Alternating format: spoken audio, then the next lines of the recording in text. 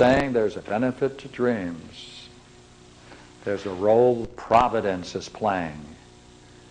Right? It's prior, right? It understands so much. It has vast intelligence.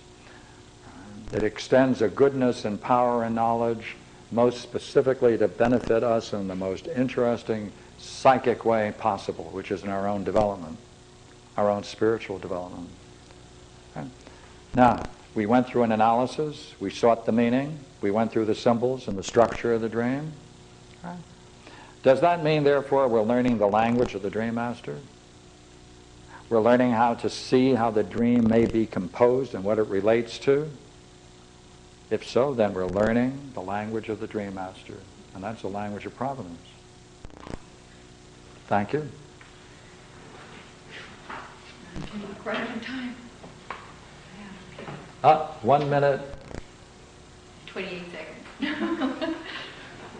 When it ended 9. Just beyond 28. Okay, anything you would like to talk about for a while? Wow, nice. Thank you.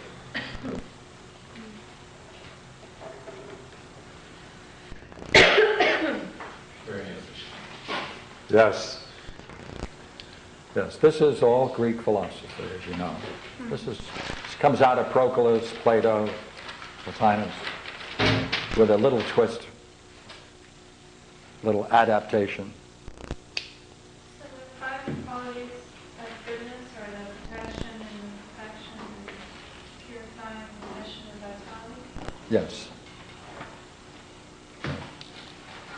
Do you sometimes call remission reversion? Or Reversion? Yes. Remission, reversion, turning about. Yes, that's true. Yes.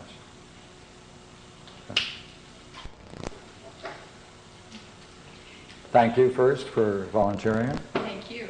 In this, where does the power fit in? We see the goodness.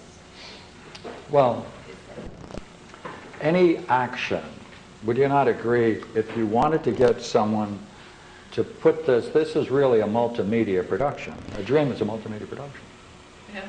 Must that not take something to put that together? Oh yeah. Oh, I see. Okay. What must it presuppose? Kind of. Some kind of vast knowledge about you, about structure, about meaning, about language, about how images must fit together. It must have a very keen mind for a dramatic presentation of material, must it not? And a power to do it for your benefit. That is what is called the primary powers of providence. Triad. You mentioned that remission was a term that was used in Christianity back for the remission of sins. Yes. And that, so I was curious about how you saw its function in that tradition. In the Christian tradition? Yeah. Well, they have a particular problem, and that is they've translated these key words back in the beginning of the 17th century, 16th century English, and they're tied to it, and they can't change the language. No longer means what it used to mean. But remission should mean to free. Right. Repentance should mean to turn about the inward mind of man. That's what it should mean, to turn about, metanoia, right? To turn the inner mind around, especially that part of the mind that's capable of vision. So there was a period of time when that was the appropriate term, understood, but we can't give, well, we don't know that it was ever used. Well, pardon me, it would have to be used by someone who knew the Greek, That's right. written in the Greek. No, That's what they would read. Okay, Right. right. It's when it went into English, into that form, and now people want to preserve that language that obscures the profundity that lies there. Like amartana, right? Yes. The concept of sin being, they translated sin was the concept of missing the mark. That's right. Now, see, this is missing the mark. Literally. Right? I hadn't realized I hadn't realized I... had made it, but I thought I did. Now, look at your language. Hadn't realized I had met my mark. Right. So that's missing She it. missed her mark. She hadn't realized that she hit it. Right. She thought she missed her mark. See, that's the language of the soul.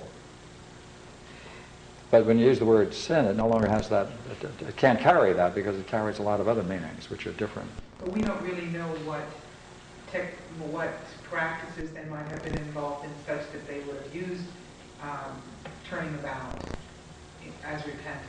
Do we? That's really the force of what I'm asking. Yes. Since that language is Stoic, and it's found in, especially in Rufus, Musonius, Rufus, and Epictetus, we know it has a history. We know it existed for those people in that age, and especially the age that lived concurrently with the ministry of Jesus.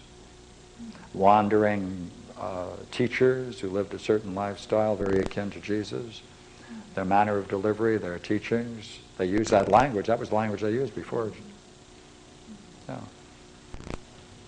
And also it meant that they had to have some keen insight into Philo the Jew or Philo of Alexandria. But I would enjoy talking about it, but... You don't have quite that much. So I have a question then. So are all terms that are found in dreams, by definition, the language of the soul? Is that the vocabulary of the soul? You see, if we had some time, the real thing to do now would to go back into the dream and see exactly the significance of the black woman who was jovial, right? The college people in the raft, the kind of raft it was. So you go through it to find out from her the kind of associations and the background that she has in respect to all of those, pull it out, so that therefore you're not looking at the symbol, you're now looking at what it means, and then you read the dream through those levels of meaning, and that gives you an entirely, not entirely different, but an entirely deeper meaning. Which one do you want to look at? Well, I have another question coming up. Oh, okay, do the other one. Go ahead. I have a kind of a problem when you say that the limit of our vision is the boundary of our soul. I have a problem with the thought that the soul is bounded. Like, the soul has this boundary, and so we're limited. Yeah. I always thought that we would be limited, and that would cause the soul to be bounded. Okay, I'll take that. Right. You have two languages. You have the you and the we. But so, can you discover the boundaries of the soul by the limitations on its language in your own personal dreams? I think what might be interesting, if someone could get a device Yeah.